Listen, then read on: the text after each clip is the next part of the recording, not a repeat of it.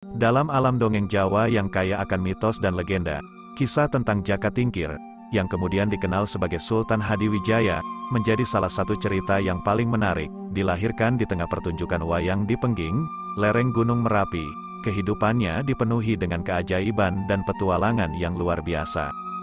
Jaka Tingkir, yang akrab dipanggil Mas Karebet semasa kecil, memiliki warisan kesaktian dari leluhurnya, Sunan Kalijaga. Keberanian dan keterampilannya dalam bela diri menjadi legenda di kalangan masyarakat. Namun, takdir membawanya untuk mengabdi kepada Kerajaan Demak di bawah pimpinan Sultan Trenggono. Perjalanan menuju Demak tidaklah mudah bagi Jaka Tingkir. Ketika harus menyeberangi sungai yang dikenal sebagai Kedung Srengenge, dia dihadang oleh sekawanan buaya yang ganas. Namun, berkat bantuan magis dari timang ikat pinggang Kiai Bajul Giling, yang diberikan oleh Ki Buyut Banyu-Biru, Jaka Tingkir berhasil mengalahkan buaya-buaya itu. Yang mengejutkan, buaya-buaya yang awalnya ganas dan menakutkan, seketika menjadi tunduk pada Jaka Tingkir. Mereka bahkan menjadi pengawal setia Jaka Tingkir selama perjalanan menyeberangi sungai tersebut. Dengan berenang di sekitar rakit Jaka Tingkir, buaya-buaya itu menjaga keselamatannya. Setelah berbagai lika-liku dan pengalaman penuh tantangan, Jaka Tingkir akhirnya diangkat menjadi Adipati Pajang dengan gelar Hadiwijaya. Namun, takdirnya kemudian mempertemukannya dengan Sutawijaya, anak angkatnya sendiri, yang kemudian menjadi musuhnya dalam perang yang sengit. Kisah tentang keberanian Jaka Tingkir dalam menghadapi bahaya dan kesetiaannya kepada Sultan Trenggono menjadi inspirasi bagi banyak orang. Legenda tentang buaya-buaya pengawal yang tunduk pada kekuasaannya juga menjadi salah satu cerita paling menarik dalam warisan budaya Jawa. Dalam lipatan sejarah yang kaya Jawa Tengah, Pajang melambangkan pusat kejayaan dan ketegangan politik yang mendebarkan, ketika Sultan Trenggono menghembuskan napas terakhirnya pada tahun 1546, bayangan kekacauan menggantikan kedamaian. Kekacauan itu terpaut pada tragedi kejam yang menimpa putra mahkota Kerajaan Demak, Sunan Prawoto. Aryo Penangsang, Adipati Jipang yang penuh dendam, memutuskan untuk menumpahkan darah kerabat dengan membunuh Sunan Prawoto. Balas dendam itu terkait erat dengan tragedi kematian ayahnya, Pangeran Sekar Sedalepen, yang terbunuh saat salat asyar di tepi Bengawan Sore. Pembunuhan itu tak terelakkan, dan Aryo Penangsang, berlapis dengan dendam, tidak hanya menghabisi Sunan Prawoto, tetapi juga Pangeran Hadiri, suami dari Ratu Kalinyamat, penguasa Jepara, dengan bantuan keris sakti Kiai Setan Kober. Namun, takdir telah menyiapkan pertemuan antara Aryo Penangsang dan Jaka Tingkir, sang Adipati Pajang yang dihormati. Meskipun niat jahat Aryo Penangsang menghampiri Jaka Tingkir, ia menemui kegagalan. Kemarahan Ratu Kalinyamat, adik Sunan Prawoto, membakar keinginan untuk membalas dendam. Ia memohon pada Jaka Tingkir untuk menegakkan keadilan dengan menghukum Aryo Penangsang. Mereka sadar bahwa kekuatan kesaktian keduanya seimbang. Dengan kecerdasan yang luar biasa, Jaka Tingkir mengadakan sayembara yang menarik.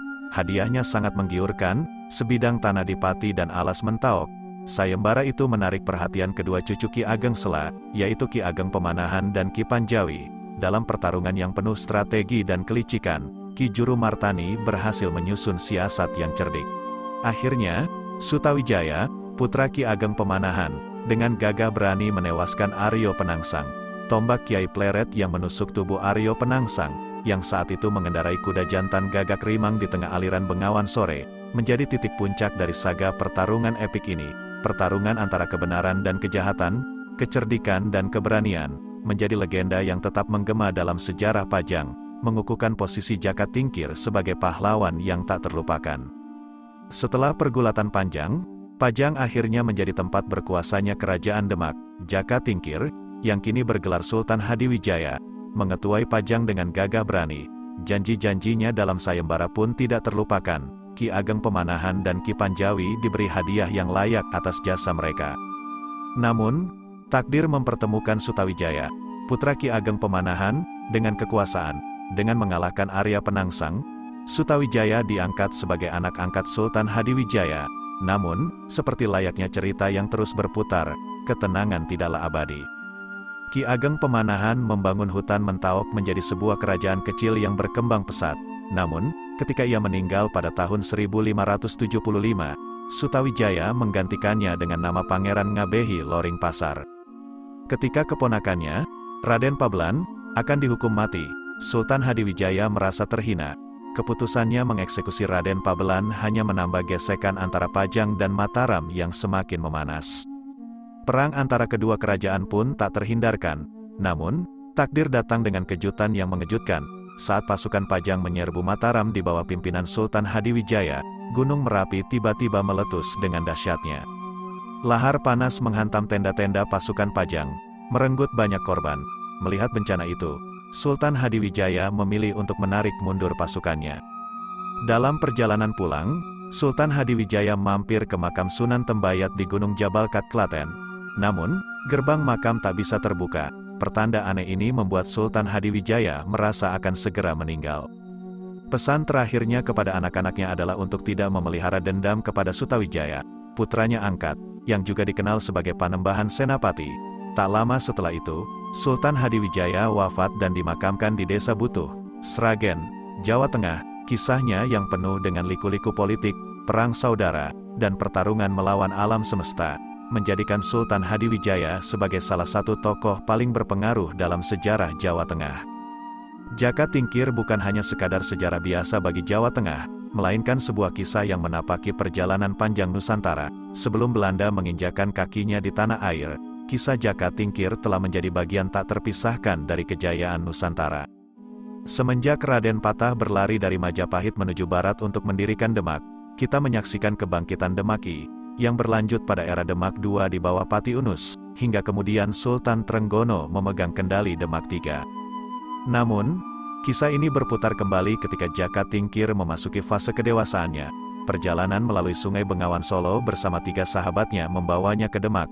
Keberanian dan kepiawaiannya menundukkan seekor kerbau yang meluluhkan hati Raja Demak ketiga, membuat Jaka Tingkir diangkat sebagai menantu dengan gelar Adipati Hadiwijaya setelah menikahi putri Sultan Trenggono, Ratu Mas Cempaka. Setelah kematian Sultan Trenggono, situasi Demak semakin rumit. Namun, Adipati Hadiwijaya menunjukkan kedewasaannya dengan menyelesaikan masalah tanpa menciptakan konflik yang lebih besar. Sikapnya yang penuh toleransi dan kebijaksanaan membuatnya diangkat sebagai Raja Demak keempat dengan gelar Sultan Hadiwijaya. Ibu kota Demak dipindahkan ke Pajang, Kartasura demi menjaga keamanan, dan gelar Sultan Hadiwijaya menjadi Raja Pajang I. Selama 40 tahun pemerintahannya, Kerajaan Pajang menjadi tempat yang merangkul semua kalangan, tanpa memandang latar belakang agama, suku, atau kasta. Namun, jika kita menyaksikan cerita tentang kekalahan Sultan Hadiwijaya dalam perang, sebenarnya kita belajar bahwa mengalah bukan berarti kalah, asalkan tandingannya sepadan. Sultan Hadiwijaya hanya menghadapi ancaman yang nyata. Ketika usia telah menjadikannya sepuh, Sultan Hadiwijaya memutuskan untuk mendekatkan diri kepada Sang Pencipta.